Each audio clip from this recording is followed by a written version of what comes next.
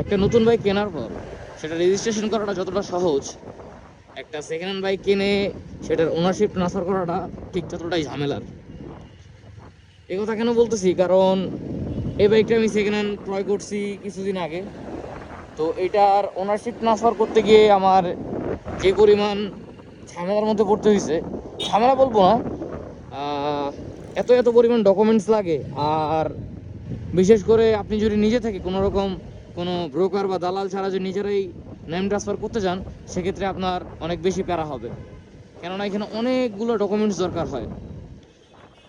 ডকুমেন্টসগুলো কালেক্ট করা সহজ, বাট বিশেষ করে এই যে এপিড স্টাম্প নটারি করা উকিলের কাছ থেকে, ডাক টিকিট কেনা, এরপর ইউটিলিটি বিল, ড্রাইভিং লাইসেন্স, টিও ফর্ম, টিটিও ফর্ম, এরকম সব মিলে দেখা যায় প্রায় 14-15টা ফর্ম পূরণ করতে হয়। আর তারপর আরও কিছু ফর্মালিটি তো থাকেই। বিশেষ করে আপনি যখন বিএটিএতে যাবেন, ম্যাজিস্ট্রেটের সঙ্গে ছবি তোলা, বাইক দেখানো, বাইক চেক আপ, অনেকগুলো ব্যাপার স্যাপার থাকে।